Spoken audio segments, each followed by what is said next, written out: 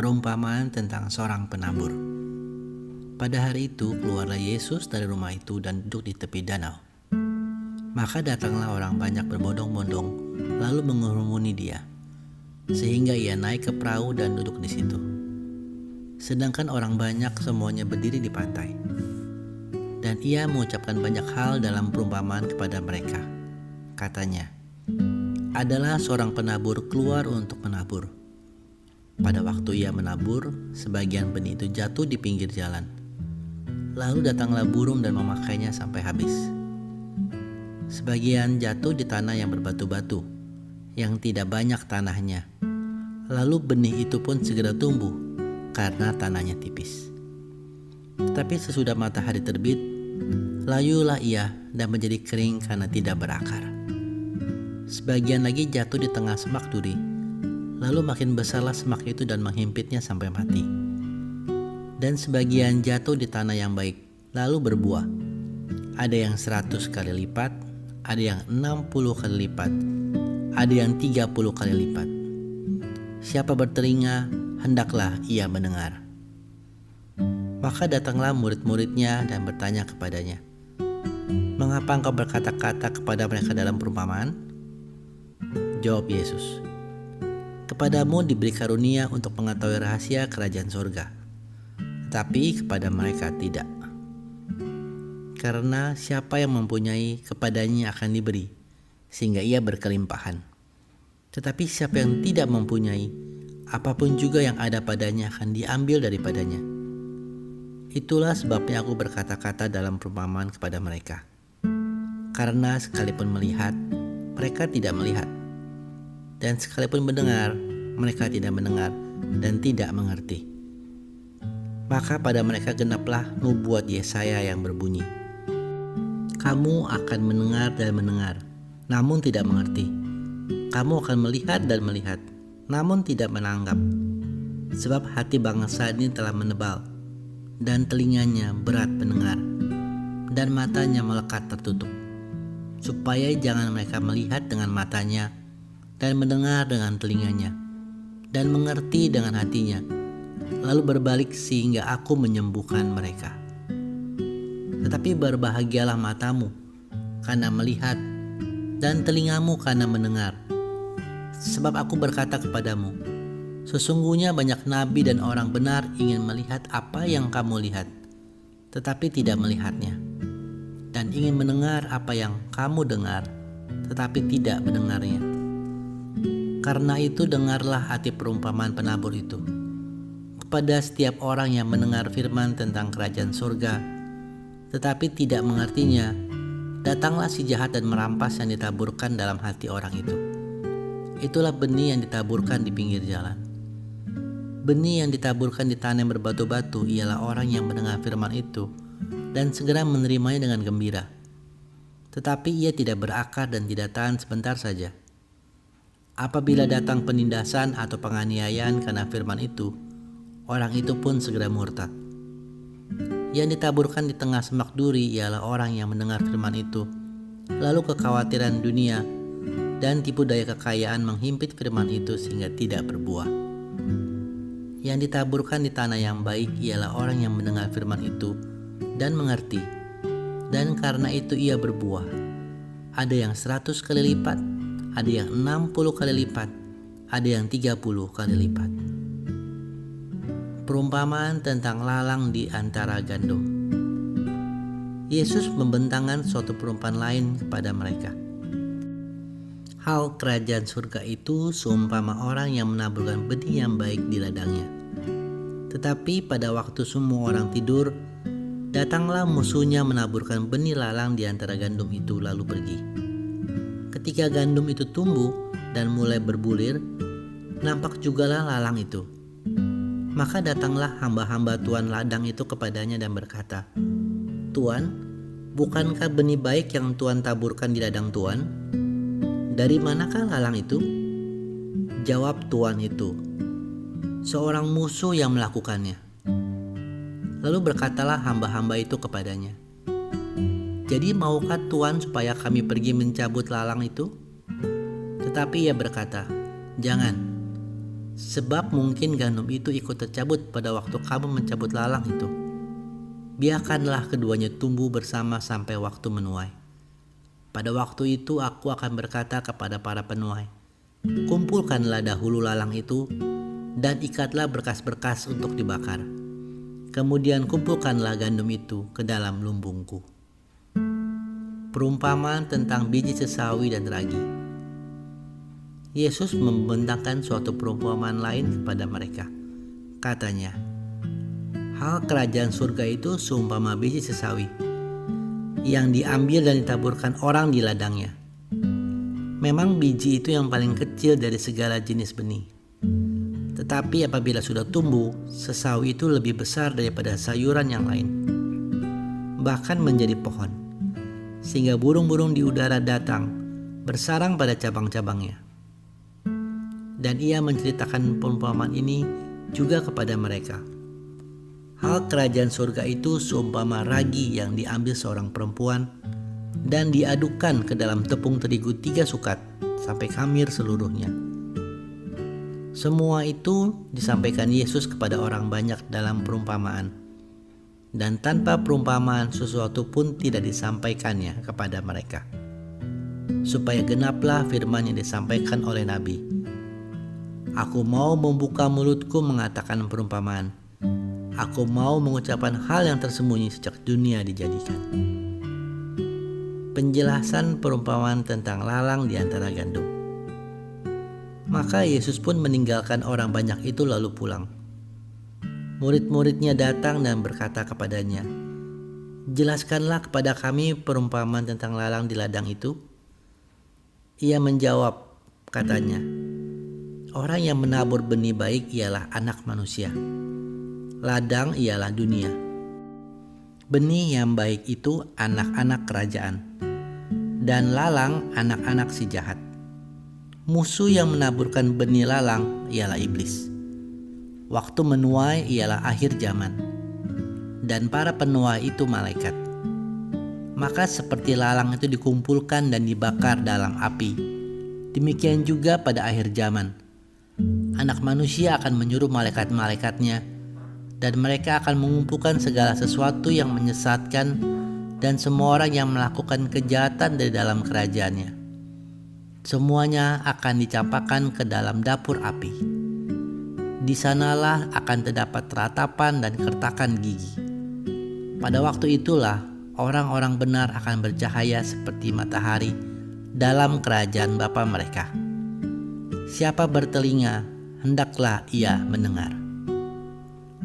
Perumpamaan tentang harta terpendam dan mutiara yang berharga. Hal kerajaan sorga itu seumpama harta yang terpendam di ladang, yang ditemukan orang, lalu dipendamkannya lagi. Oleh sebab sukacitanya, pergilah ia menjual seluruh miliknya, lalu membeli ladang itu. Demikian pula hal kerajaan sorga itu seumpama seorang pedagang yang mencari mutiara yang indah. Setelah ditemukannya mutiara yang sangat berharga, ia pun pergi menjual seluruh miliknya, lalu membeli mutiara itu. Perumpamaan tentang pukat. Demikian pula hal kerajaan surga itu seumpama pukat yang dilabuhkan di laut, lalu mengumpulkan berbagai-bagai jenis ikan. Setelah penuh, pukat itu pun diseret orang ke pantai. Lalu duduklah mereka dan mengumpulkan ikan yang baik ke dalam pasu, dan ikan yang tidak baik mereka buang. Demikianlah juga pada akhir zaman. Malaikat-malaikat akan datang memisahkan orang jahat dari orang benar, lalu mencampakkan orang jahat ke dalam dapur api. Di sanalah akan terdapat ratapan dan kertakan gigi. Mengertikah kamu semuanya itu? Mereka menjawab, ya, kami mengerti. Maka berkatalah Yesus kepada mereka, karena itu setiap ahli Taurat yang menerima pelajaran dari hal kerajaan surga itu, seumpama tuan rumah yang mengeluarkan harta yang baru dan yang lama dari perbendaharaannya. Yesus ditolak di Nazaret. Setelah Yesus selesai menceritakan perumpamaan itu, ia pun pergi dari situ. Setibanya di tempat asalnya, Yesus mengajar orang-orang di situ di rumah ibadat mereka. Maka takjublah mereka dan berkata, "Dari mana diperolehnya hikmat itu dan kuasa untuk mengadakan mujizat-mujizat itu? Bukankah ia ini anak tukang kayu? Bukankah ibunya bernama Maria dan saudara-saudaranya Yakobus, Yusuf, Simon dan Yudas? Dan bukankah saudara-saudaranya perempuan semuanya ada bersama kita? Jadi dari mana diperolehnya semuanya itu?" Lalu mereka kecewa dan menolak dia. Maka Yesus berkata kepada mereka, "Seorang nabi dihormati di mana-mana, kecuali di tempat asalnya sendiri dan di rumahnya." Dan karena ketidakpercayaan mereka, tidak banyak mukjizat diadakannya di situ. Yohanes Pembaptis dibunuh. Pada masa itu, sampailah berita-berita tentang Yesus kepada Herodes raja wilayah. Lalu ia berkata kepada pegawai-pegawainya, "Inilah Yohanes Pembaptis. Ia sudah bangkit dari antara orang mati, dan itulah sebabnya kuasa-kuasa itu bekerja di dalamnya." Sebab memang Herodes telah menyuruh menangkap Yohanes, membelenggunya, dan memenjarakannya. Berhubung dengan peristiwa Herodias, istri Filipus saudaranya. Karena Yohanes pernah menegurnya, katanya, "Tidak halal engkau mengambil Herodias." Herodes ingin membunuhnya, tetapi ia takut akan orang banyak yang memandang Yohanes sebagai nabi. Tetapi pada hari ulang tahun Herodes, menarilah anak perempuan Herodias di tengah-tengah mereka dan menyukakan hati Herodes. Sehingga Herodes bersumpah akan memberikan kepadanya apa saja yang dimintanya. Maka setelah dihasut oleh ibunya, anak perempuan itu berkata, "Berikanlah aku di sini kepala Yohanes Pembaptis di sebuah talam." Lalu sedihlah hati raja. Tetapi karena sumpahnya dan karena tamu-tamunya diperintahkannya juga untuk memberikannya, disuruhnya memenggal kepala Yohanes di penjara. Dan kepala Yohanes itu pun dibawa orang di sebuah talam, lalu diberikan kepada gadis itu, dan ia membawanya kepada ibunya. Kemudian datanglah murid-murid Yohanes Pembaptis, mengambil mayatnya dan menguburkannya. Lalu pergilah mereka memberitahukannya kepada Yesus. Yesus memberi makan 5.000 orang. Setelah Yesus mendengar berita itu, menyingkirlah ia dari situ dan hendak mengasingkan diri dengan perahu ke tempat yang sunyi. Tetapi orang banyak mendengarnya dan mengikuti dia dengan mengambil jalan darat dari kota-kota mereka. Ketika Yesus mendarat, ia melihat orang banyak yang besar jumlahnya. Maka tergeraklah hatinya oleh belas kasihan kepada mereka, dan ia menyembuhkan mereka yang sakit. Menjelang malam, murid-muridnya datang kepadanya dan berkata, "Tempat ini sunyi, dan hari sudah mulai malam. Suruhlah orang banyak itu pergi, supaya mereka dapat membeli makanan di desa-desa." Tetapi Yesus berkata kepada mereka, "Tidak perlu mereka pergi, kamu harus memberi mereka makan." Jawab mereka, "Yang ada pada kami di sini hanya 5 roti dan 2 ikan." Yesus berkata, "Bawalah kemari kepadaku." Lalu disuruhnya orang banyak itu duduk di rumput. Dan setelah diambilnya 5 roti dan 2 ikan itu, Yesus menengadah ke langit dan mengucap berkat. Lalu memecah-mecahkan roti itu dan memberikannya kepada murid-muridnya. Lalu murid-muridnya membagi-bagikannya kepada orang banyak, dan mereka semua makan sampai kenyang. Kemudian orang mengumpulkan potongan-potongan roti yang sisa 12 bakul penuh. Yang ikut makan kira-kira 5.000 laki-laki, tidak termasuk perempuan dan anak-anak. Yesus berjalan di atas air. Sesudah itu, Yesus segera memerintahkan murid-muridnya naik ke perahu dan mendahulunya ke seberang. Sementara itu, ia menyuruh orang banyak pulang. Dan setelah orang banyak itu disuruhnya pulang, Yesus naik ke atas bukit untuk berdoa seorang diri. Ketika hari sudah malam, ia sendirian di situ. Perahu murid-muridnya sudah beberapa mil jauhnya dari pantai dan diombang-ambingkan gelombang karena angin sakal. Kira-kira jam 3 malam, datanglah Yesus kepada mereka berjalan di atas air. Ketika murid-muridnya melihat dia berjalan di atas air, mereka terkejut dan berseru, "Itu hantu!" Lalu berteriak-teriak karena takut. Tetapi segera Yesus berkata kepada mereka, "Tenanglah, aku ini, jangan takut." Lalu Petrus berseru dan menjawab dia, "Tuhan, apabila Engkau itu, suruhlah aku datang kepadamu berjalan di atas air." Kata Yesus, "Datanglah." Maka Petrus turun dari perahu dan berjalan di atas air mendapatkan Yesus. Tetapi ketika dirasanya tiupan angin, takutlah ia dan mulai tenggelam lalu berteriak, "Tuhan, tolonglah aku."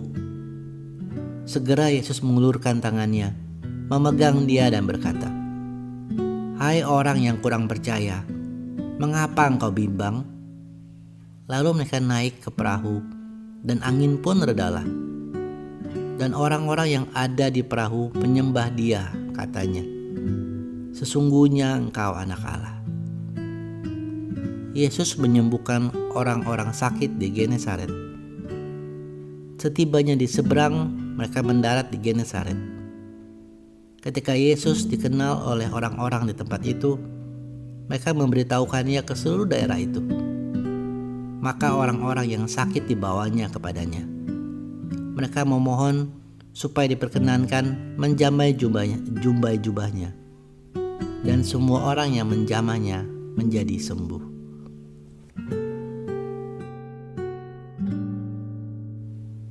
Perintah Allah dan adat istiadat Yahudi. Kemudian datanglah beberapa orang Farisi dan ahli Taurat dari Yerusalem kepada Yesus dan berkata, "Mengapa murid-muridmu melanggar adat istiadat nenek moyang kita? Mereka tidak membasuh tangan sebelum makan." Tetapi jawab Yesus kepada mereka, "Mengapa kamu pun melanggar perintah Allah demi adat istiadat nenek moyangmu? Sebab Allah berfirman, 'Hormatilah ayahmu dan ibumu.' Dan lagi, siapa yang mengutuki ayahnya atau ibunya pasti dihukum mati. Tetapi kamu berkata, barang siapa berkata kepada bapaknya atau kepada ibunya, 'Apa yang ada padaku yang dapat digunakan untuk pemeliharaanmu, sudah digunakan untuk persembahan kepada Allah,' orang itu tidak wajib lagi menghormati bapaknya atau ibunya. Dengan demikian firman Allah kamu nyatakan tidak berlaku demi adat istiadatmu sendiri. Hai orang-orang munafik, benarlah nubuat Yesaya tentang kamu. Bangsa ini memuliakan aku dengan bibirnya, padahal hatinya jauh daripadaku. Percuma mereka beribadah kepadaku, sedangkan ajaran yang mereka ajarkan ialah perintah manusia." Lalu Yesus memanggil orang banyak dan berkata kepada mereka, "Dengarlah dan camkanlah. Bukan yang masuk ke dalam mulut yang menajiskan orang, melainkan yang keluar dari mulut, itulah yang menajiskan orang." Maka datanglah murid-muridnya dan bertanya kepadanya, "Engkau tahu bahwa perkataan ini telah menjadi batu sandungan bagi orang-orang Farisi?" Jawab Yesus, "Setiap tanaman yang tidak ditanam oleh Bapakku yang di surga akan dicabut dengan akar-akarnya. Biarkanlah mereka itu. Mereka orang buta yang menuntun orang buta. Jika orang buta menuntun orang buta, pasti keduanya jatuh ke dalam lubang." Lalu Petrus berkata kepadanya, "Jelaskanlah perumpamaan itu kepada kami." Jawab Yesus, "Kamu pun masih belum dapat memahaminya? Tidak tahukah kamu bahwa segala sesuatu yang masuk ke dalam mulut, turun ke dalam perut, lalu dibuang di jamban? Tetapi apa yang keluar dari mulut berasal dari hati, dan itulah yang menajiskan orang. Karena dari hati timbul segala pikiran jahat, pembunuhan, perzinahan, percabulan, pencurian, sumpah palsu, dan hujat. Itulah yang menajiskan orang. Tetapi makan dengan tangan yang tidak dibasuh tidak menajiskan orang. Perempuan Kanaan yang percaya. Lalu Yesus pergi dari situ dan menyingkir ke daerah Tirus dan Sidon. Maka datanglah seorang perempuan Kanaan dari daerah itu dan berseru, "Kasihanilah aku, ya Tuhan, anak Daud, karena anakku perempuan kerasukan setan dan sangat menderita." Tetapi Yesus sama sekali tidak menjawabnya. Lalu murid-muridnya datang dan meminta kepadanya, "Suruhlah ia pergi. Ia mengikuti kita dengan berteriak-teriak." Jawab Yesus, "Aku diutus hanya kepada domba-domba yang hilang dari umat Israel." Tetapi perempuan itu mendekat dan menyembah Dia sambil berkata, "Tuhan, tolonglah aku." Tetapi Yesus menjawab, "Tidak patut mengambil roti yang disediakan bagi anak-anak dan melemparkannya kepada anjing." Kata perempuan itu, "Benar Tuhan, namun anjing itu makan remah-remah yang jatuh dari meja tuannya." Maka Yesus menjawab dan berkata kepadanya, "Hai ibu, besar imanmu, maka jadilah kepadamu seperti yang kau kehendaki." Dan seketika itu juga anaknya sembuh. Yesus menyembuhkan banyak orang sakit. Setelah meninggalkan daerah itu, Yesus menyusur pantai Danau Galilea dan naik ke atas bukit, lalu duduk di situ. Kemudian orang banyak berbondong-bondong datang kepadanya, membawa orang lumpuh, orang timpang, orang buta, orang bisu, dan banyak lagi yang lain. Lalu meletakkan mereka kepada kaki Yesus, dan Ia menyembuhkan mereka semuanya. Maka takjublah orang banyak itu dan melihat orang bisu berkata-kata, orang timpang sembuh, orang lumpuh berjalan, orang buta melihat, dan mereka memuliakan Allah Israel. Yesus memberi makan 4.000 orang. Lalu Yesus memanggil murid-muridnya dan berkata, "Hatiku tergerak oleh belas kasihan kepada orang banyak itu. Sudah 3 hari mereka mengikuti aku dan mereka tidak mempunyai makanan. Aku tidak mau menyuruh mereka pulang dengan lapar, nanti mereka pingsan di jalan." Kata murid-muridnya kepadanya, "Bagaimana di tempat sunyi ini kita mendapat roti untuk mengenyangkan orang banyak yang begitu besar jumlahnya?" Kata Yesus kepadanya, "Berapa roti yang ada padamu?" 7, jawab mereka. "Dan ada lagi beberapa ikan kecil." Lalu Yesus menyuruh orang banyak itu duduk di tanah. Sesudah itu Ia mengambil ke-7 roti dan ikan-ikan itu, mengucap syukur, memecah-mecahkannya dan memberikannya kepada murid-muridnya. Lalu murid-muridnya memberikannya pula kepada orang banyak. Dan mereka semuanya makan sampai kenyang. Kemudian orang mengumpulkan potongan-potongan roti yang sisa, 7 bakul penuh. Yang ikut makan ialah 4.000 laki-laki, tidak termasuk perempuan dan anak-anak. Lalu Yesus menyuruh orang banyak itu pulang. Ia naik perahu dan bertolak ke daerah Magadan.